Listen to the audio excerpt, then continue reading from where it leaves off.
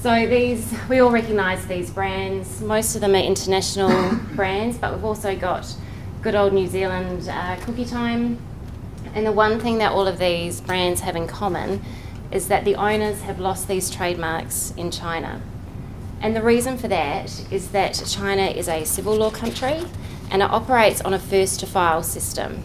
And what that means is that the Chinese office, Trademark Office, recognise priority of trademarks based on who has filed a trademark application first.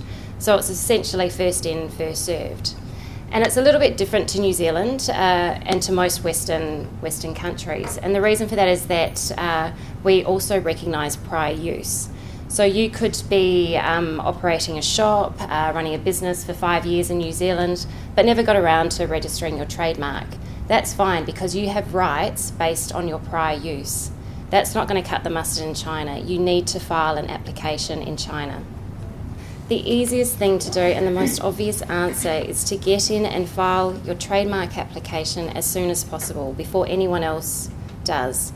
And if it's the one thing you take home today from my presentation, it would be that file ASAP. So what we're saying to clients is Pinyin, look at filing in Pinyin, which is the Chinese phonetic alphabet. So for linden leaves, they chose Li Dan Li, which sounds similar to linden leaves. And the other one is look at filing in Chinese characters. And often this is a combination of a mark that sounds similar to your English version, but also has a really desirable meaning.